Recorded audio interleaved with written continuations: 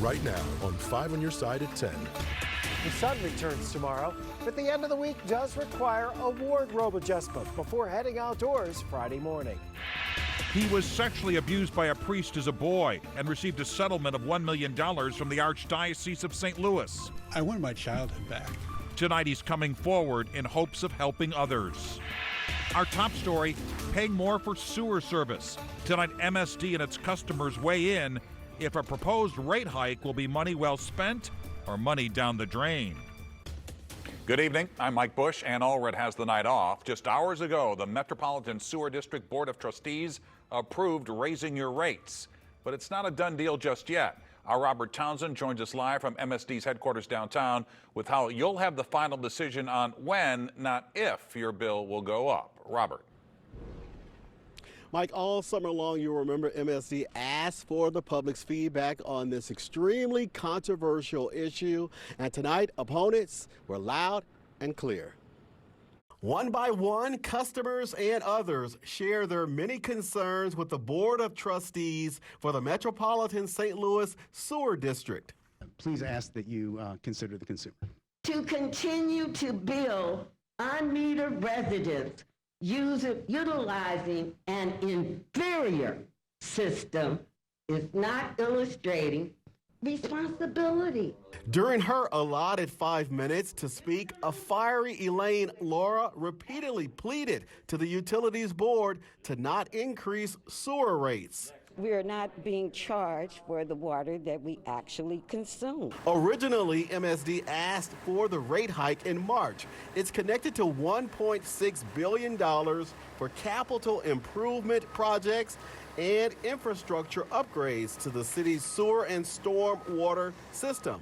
MSD is asking voters to approve $750 million in debt funding. And see, is there really any evidence of what the burden is on the customer classes? Under the proposed rate hike, there would be an average household increase from $57 to $75 a month by 2027. If voters don't approve the proposal, then the average bill could be as high as $104 in 2026 before steadily declining over the next several years. In the end, the board voted 5-1 and approved the rate hike. Well, it's necessary because MSD has got 20 plus years of identified projects with identified time frames and schedules, so we have to get things done. MSD does not value its customers. Again, the rate hike is not official just yet. Voters will still have their say in April. We're live downtown. I'm Robert Townsend, 5 on your side. A much chillier night across St. Louis. It feels more like November after yesterday's record warmth. Temperatures will fall into the 30s overnight.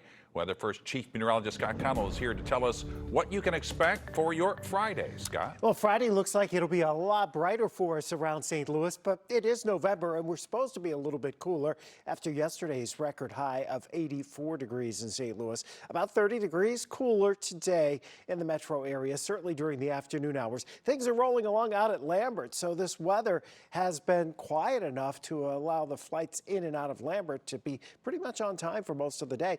You can see the rain. It's all to our south and southeast. We're still holding around 50 degrees right now.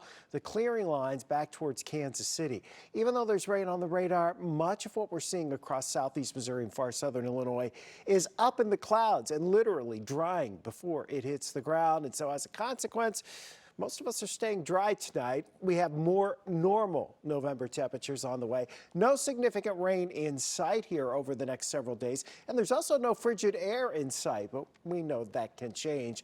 In about 12 minutes, we'll be looking at the winter weather outlook from your Weather First team. Mike? All right, Scott. Developing right now, a girl is recovering tonight after a drive-by shooting at a Jennings home. The shooting happened about 90 minutes ago on Orchard Avenue. We're told the juvenile girl suffered a graze wound. Police are still looking for the car that fired those shots. Also developing tonight, police investigating a homicide at a Metro East hotel. A woman was found dead at the Super 8 Hotel in Fairview Heights. That's on Ludwig Drive off I-64 and North Illinois Street.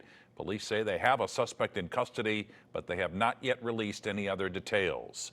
Tonight, a St. Louis native abused by a Catholic priest is sharing his story for the first time. He's doing it in hopes of preventing it from happening to others. Advocates who work with childhood victims are also speaking out, urging adults to listen when kids speak. Our Brent Solomon is live from the Cathedral Basilica in St. Louis tonight. Brent? I just want my life back. Those words from a man who is now recounting his traumatic experience when a priest abused him several times.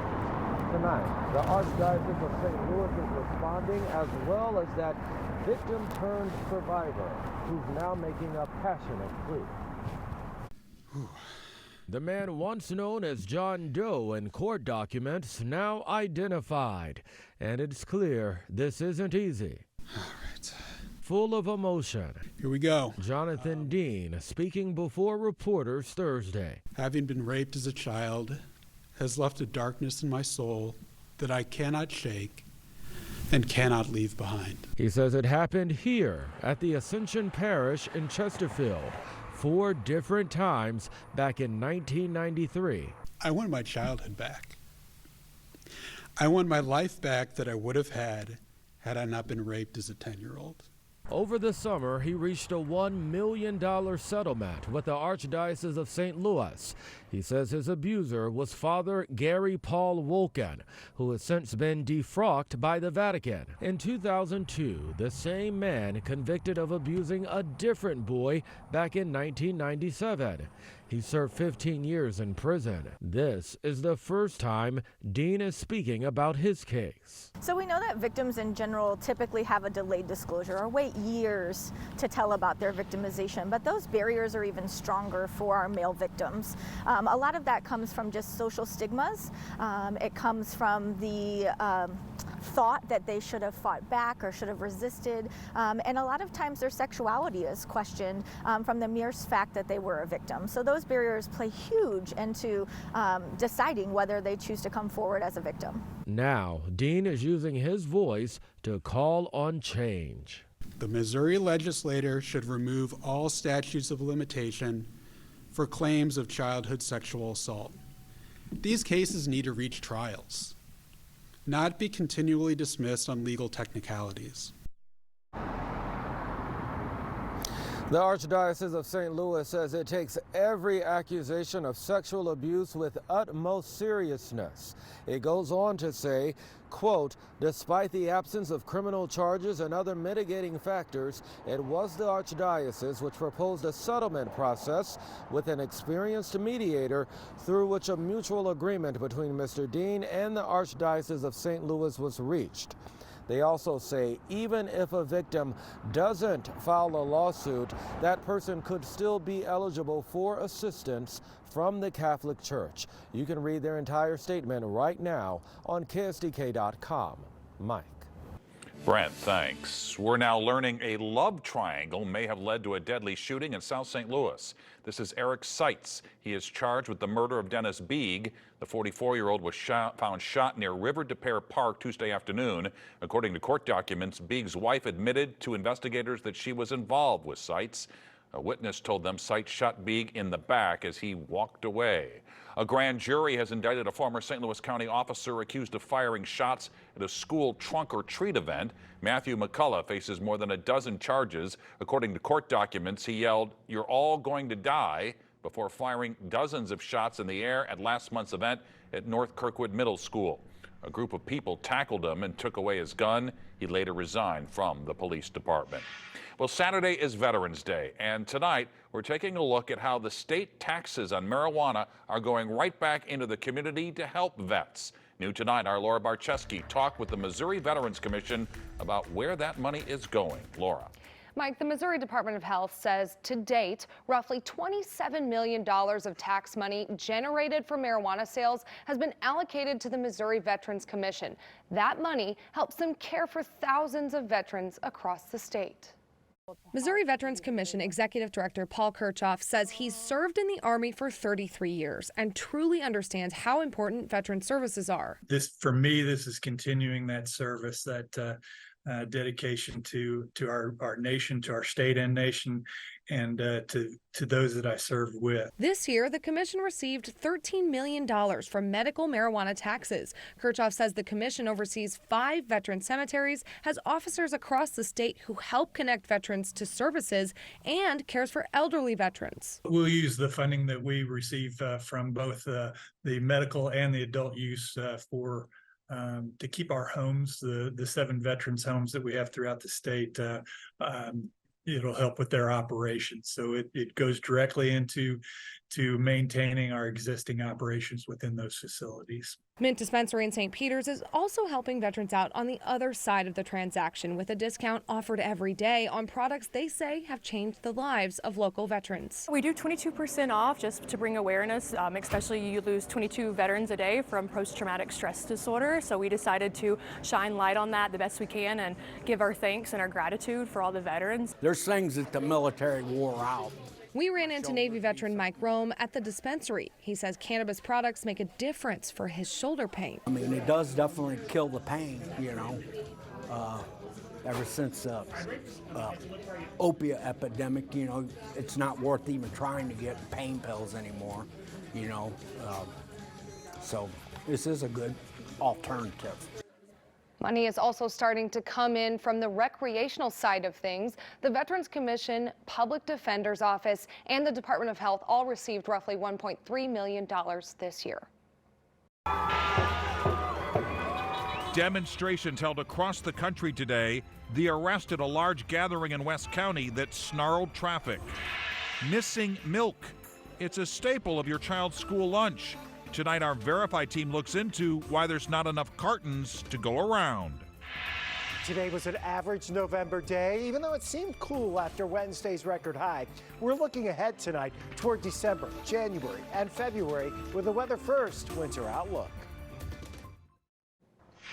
Tonight, one person is under arrest after a large demonstration over the Israel-Hamas war in West St. Louis County. Pro-Palestinian demonstrators rallied along Manchester Road near Weidman. Supporters of Israel were also in the area. Police were called in for crowd control and took one person into custody. We're told no one was hurt. This was part of a global day of action calling for a ceasefire in Gaza. The protests come amid new developments in the war. The White House announced that Israel has agreed to daily 4-hour pauses in its fighting to allow humanitarian aid to enter Gaza. Tonight, our Verify team is looking into claims an important item is missing from your child's school lunch tray. Brandon Lewis is on the case to find out where's all the missing milk. In most schools, lunch isn't complete unless it's served with a carton of milk. Verify viewer Albert heard some kids are missing out on milk thanks to a nationwide carton shortage and reached out to ask if that's actually happening. So Albert, let's verify. Our sources are the U.S. Department of Agriculture, the Wisconsin Department of Public Instruction, container maker Pactiv Evergreen, and Matt Herrick with the International Dairy Foods Association.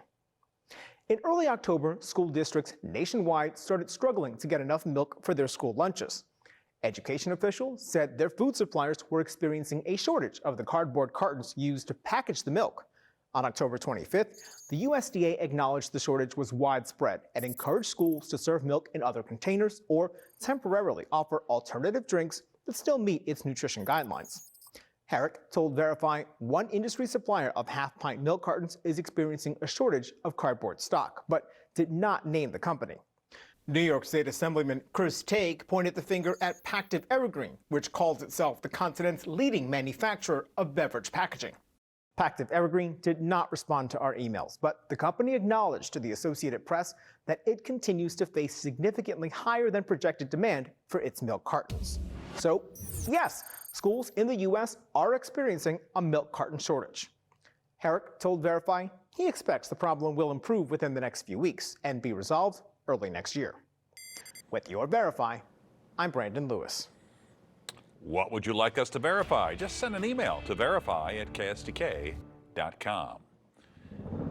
Well, Chief Meteorologist Scott Connell joins us now with that Weather First forecast. But before he gets into tonight's 10-day forecast, he's looking way into the future on what we can expect over the next few months. Yeah, the next few months, it's time for that winter weather outlook. So despite a warmer and drier than average fall, that fall color around St. Louis did not disappoint. Now that those leaves are falling, we're looking ahead with a winter weather outlook.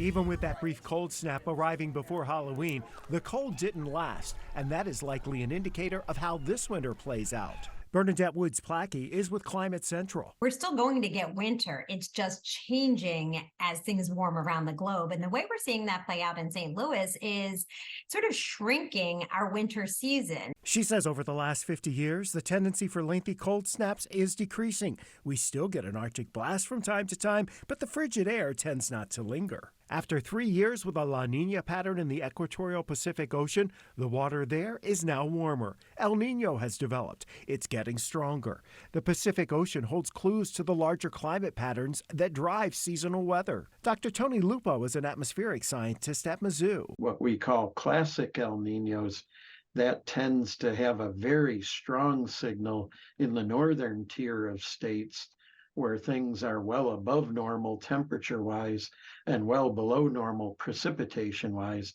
And then in the southern tier of states, you get the opposite pattern, a little bit below normal temperatures and wetter conditions. Since 1950, there have been 11 strong or very strong El Nino patterns. In St. Louis, some have been wetter than average, some drier, some warmer than average, others not so much. In most of those 11 years, snowfall was a little lower than normal. I-70 and Columbia and St. Louis are right in that middle ground between the two strong signals.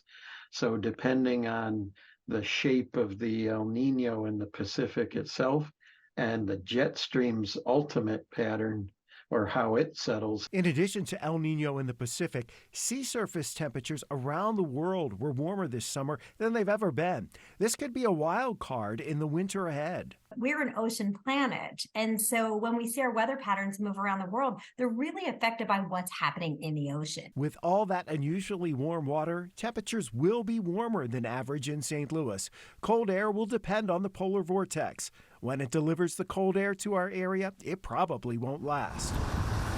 That cold air and a favorable storm track are needed for us to get snow or ice. We only had about 5 inches of snow last winter. This year we'll likely see more. Overall, though, near or a bit below average precipitation. Now, our winter forecast does give a hat tip to next year's Muni schedule. Anything goes. Don't discount the possibility of an impactful winter storm, especially during January into February. But the snow chances, again, look pretty limited this winter. And as always, we have to watch out for any severe weather potential from volatile weather patterns if it gets warm and humid. We do think temperature-wise, it's going to end up being quite mild around St. Louis into December with just limited intrusions of cold air. January briefly cold at times, and February looks a rather average month as far as temperatures. But overall, for those 3 months, we're expecting temperatures to be 2 to 3 degrees above average. As we look towards the rain and snow, well, we're in a drought. And dry conditions more likely than not will prevail for a good chunk of the winter. But we do tend to get some bigger storms here during this time. December should be mostly rain, but as we head into January and February, the potential's there to watch for at least 1 or 2 significant winter weather events. We're watching. But overall, again, it looks like it's a little drier than average. The drought would linger and snowfall amounts coming in below that 16.6 inches that we would traditionally see over the 30-year average from November into March. Now, tonight there's no snow on the radar screen. It's cooler, sure, but we're still around 50. This is rain on the radar screen, but it's not hitting your rain gauge down across southeastern portions of Missouri, southern Illinois, until you get farther south, heading down towards the Boot Heel. This system, a southern track system, is going to be sliding by to our south as we head through the early morning hours tomorrow, and that will eventually bring the clearing line into St. Louis. So we'll see improving conditions by daybreak tomorrow. Should see a pretty sunrise, actually, in many spots. It's still 51. 58 was the high today before the clouds rolled in. Once they were there, temperatures kind of eased off a little bit. As we clear out north and west of St. Louis, we'll drop into the 30s, but in St. Louis, we should start out tomorrow morning in the lower 40s. Pretty close to average for this time of year. Clouds scoot away. You have lots of sunshine going into tomorrow afternoon. Under bright skies, our temperatures top out back into the 50s and 60s. If you're heading tomorrow evening to any of those high school football games, playoff games going on around the area, it will be a chilly night. It'll quickly drop into the 30s. Saturday morning is the coldest morning that we will see out of the next 10. By next week, temperatures are back into the mid-60s. It's dry this weekend. Outside of a few clouds later on Saturday, temperatures are pretty close to the average for this time of year. All right, Scott, thanks. Frank is off tonight. Corey is next with sports. Well, the Blues went 0 for 7 on the power play tonight, but trust me, the highlights are still happy. And a birthday shout out to one of our town's all-time characters. Stick around, sports is up next. The Sports Desk is sponsored by Jim Butler Chevrolet, the Midwest's #1 Chevy dealer 10 years running. I don't know what it is, but the Coyotes are like kryptonite for the St. Louis Blues. In their last 20 meetings coming into tonight, Arizona had collected points in 15 of those games. Tonight, the Blues hope to break that trend. Military Appreciation Night at Enterprise Center. Pretty neat puck drop, kicked off by some folks in uniform, rappelling from the ceiling. Fast start for the Blues. Puck goes off the referee, and it ends up with Oscar Sundqvist in front, and he sends it home 1-0 Blues. Coyotes answer on the power play. Blues can't say that this year. Local kid Clayton Keller on the assist to Lawson Krause. Tie game. Second period, and for the 5th game in a row, Robert Thomas lights the lamp. That's the game winner. Blues win 2-1 despite going a yikes 0 for 7 on the power play. Joel Hofer stopped 19 of 20 shots in the win. To nobody in St. Louis's surprise, City SC goalkeeper Roman Berkey was named the league's goalkeeper of the year today. The vote wasn't even close. Berkey had 67% of the total vote. The next closest keeper had around 5%. Berkey's 123 saves and 17 wins led City to the top seed in the Western Conference, but that's not what he'll cherish most from this past season. I said to the team after the game, it's one thing that you're going to lose the game, but the game is one thing. But in my opinion, I won because I didn't know what to expect, when I came here. And I met a lot of beautiful people and beautiful teammates, and I told them I'm just proud to be a part of the team, and in my opinion that's a win for this season. The college basketball world is buzzing with both the start of the season and yesterday's National Signing Day. Missouri made things very clear. Dennis Gates is not slowing down. Mizzou is just getting started and can hold their own among the Blue Bloods in the recruiting battle. Do not adjust your television screens. This list is real. Missouri basketball has the #2 ranked 2024 recruiting class in the country, just behind Duke. They have 5 4-stars on board in Peyton Marshall, Marcus Allen, Trent Burns, T.O. Barrett, and Anor Boateng. And the craziest thing, Gates may not be done yet. 5-star top 10 recruit Jaden Quaintance is still on the board, and he has Mizzou in his Final Four. Stay tuned. And we want to wish a happy 92nd birthday to Whitey Herzog, New Athens native and manager of the world champion 1982 Cardinals. In one of the less memorable moments from that series, pitcher Dave LaPointe dropped a throw covering first base that led to a big Milwaukee Brewers rally and a come-from-behind victory. When we had Whitey on Sports Plus 20 years later, he remembered that play by LaPointe, who was lovingly nicknamed Snacks. When I went out to take Snacks out, I said, David, I said, if that had been a cheeseburger, you wouldn't have dropped it. And we had a laugh about it. It's not funny when you're losing the World Series game that you had pretty well in hand, but that's the kind of players I had. They like to, be loose, and you had to keep them loose. And I knew if I didn't let them be loose, as young as we were at certain places, we had a lot of young ball players on that team. He really is one of a kind. He really is. Happy birthday. Corey, thanks. Coming up, we have some exciting news to share about this very newscast. Stay with us. Veterans Day is Saturday, and the annual Veterans Day Parade will take place in downtown St. Louis. You can look for the 5 on Your Side live bus. The route starts at 10:30 a.m. at 18th and Olive. It will then head down Market before ending at Chestnut and Tucker near Soldiers Memorial, and that's where a ceremony will take place at 11:30. The lights at Enterprise Center are lit up in red, white, and blue in honor of Veterans Day. There are several celebrations taking place over the next few days. For a full list and where vets can be treated for some freebies, you can text the word veterans to 314-425-5355. And finally tonight, 5 on Your Side Management announced today that Kelly Jackson has been named my new co-anchor for this 10 p.m. newscast. While Kelly will be taking over from my longtime partner, Ann Allred, the great news is Ann isn't going anywhere. She wanted to spend more time with her family, but you'll still see her in the anchor chair every night at 6 o'clock. Kelly is a veteran journalist and a fierce believer in balanced reporting, but she's also a positive person that rubs off on everybody she's around. And as I told the staff today, even in these dark times, she will be a light for all of us. Kelly will join me at 10 p.m. beginning on Monday, November 27th, and we hope you'll join us too. And there you have it. 5 on Your Side at 10. The Tonight Show starring Jimmy Fallon is next. Don't forget to start your day with Today in St. Louis. That begins at 4 a.m. And have a great tomorrow.